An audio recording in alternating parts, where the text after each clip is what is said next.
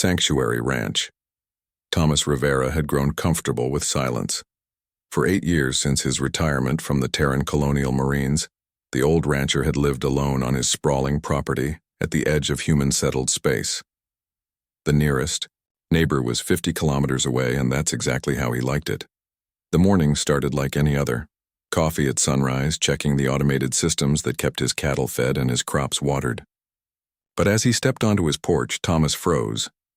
11 figures huddled near his front gate, their forms unmistakably alien against the amber grasslands. They were Velthari. He recognized the species from his military days. Tall, graceful beings, with iridescent skin that shifted from deep purple to silver in the morning light. But these weren't the proud, regal Velthari he remembered from diplomatic functions. These were broken, exhausted creatures, wearing tattered robes and carrying what few possessions they could manage. The eldest among them stepped forward, her movements careful and deliberate. When she spoke, her voice came through a small translation device clipped to her collar. "Honored human," she began, her words formal despite the tremor in her voice. "I am Silandra, formerly of the House of Crystal Winds. We have nowhere else to go." Thomas descended his porch steps slowly, his weathered hands visible and empty, a gesture of peace he'd learned decades ago. "What happened?" "The hegemony. Wars," Silandra replied, her large eyes reflecting a pain deeper than physical wounds. "Our homeworld was cleansed. Our husbands, our children, our brothers, all dead. We 11 are all that remain of our bloodline." Thomas felt the familiar weight settle in his chest, the same feeling he'd carried home from too many battlefields. He looked at the group more carefully now. They were all females, all bearing the ritual scarification that marked Velthari widows. Their skin had dulled to the gray-blue that indicated malnutrition, and several swayed on their feet. "We heard stories," continued another of the group, younger but carrying herself with quiet dignity. "Stories of humans who show mercy even to strangers, of your kind's strange custom of helping those who cannot help themselves. We have credits we can pay." "No." Thomas's voice was firm, cutting through her desperation. The group tensed, preparing for rejection. "No payment. Come inside. You look like you haven't eaten in days." The transformation of Thomas's ranch began immediately. What had been a lonely outpost became something else entirely, a refuge where broken beings could begin to heal. The Velthari women, initially tentative and formal, gradually began to settle into the rhythms of ranch life. Lisa, the youngest of the group, proved gifted with the livestock. Her natural grace translated perfectly to working with the skittish Terran horses Thomas kept for recreation.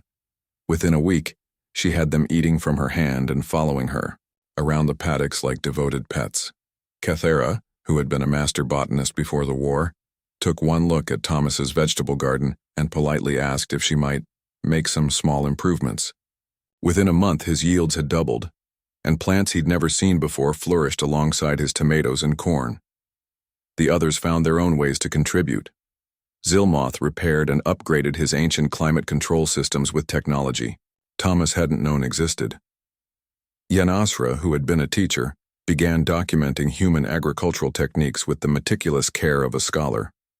Morthana's background in logistics transformed Thomas's haphazard supply management into a model of efficiency, but it was the evenings that meant the most. As the alien sun set over the grasslands, the 12 of them would gather on the expanded porch Thomas had built. The Velthari would share stories of their lost homeworld, speaking of crystal cities and singing forests. In return, Thomas told them about Earth, about the blue skies and the smell of rain on summer evenings. "Why?" Silandra asked him one evening, her voice soft in the gathering dusk. "We are not your people. We brought nothing but sorrow to your door. Why did you take us in?" Thomas was quiet for a long moment, watching the first stars appear in the alien sky. "Because," he said finally, "nobody should have to grieve alone. The first winter was hard. Velthari physiology wasn't designed for the cold climate, and Thomas found himself retrofitting his entire house with heating systems and installing sun lamps to prevent their skin from going completely gray. He taught, them to wear the thick coats and boots he ordered from the colony supply depot, and they taught him their meditation techniques for dealing with loss. By spring, word had spread. The Terran Colonial Authority sent an inspector, expecting to find violations of settlement regulations or signs of exploitation. Instead, she found a functioning multi-species homestead that was producing food at 300% of expected capacity and had become an unofficial embassy for improved human-Velthari relations. "It's unprecedented," the inspector reported back to her. "Superiors. They're not just coexisting, they're thriving." Other refugees began to arrive, not just Velthari, but survivors from a dozen different species touched by the ongoing conflicts.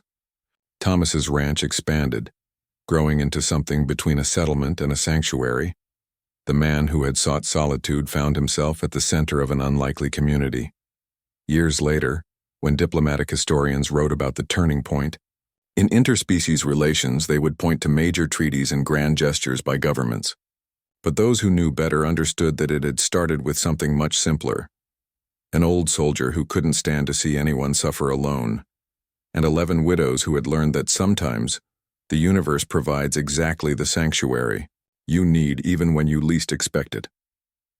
Thomas Rivera had found his silence, but he had also discovered that some sounds, laughter echoing across the grasslands, conversations in multiple languages drifting from the kitchen, the contented hum of a community at peace were worth breaking that silence for.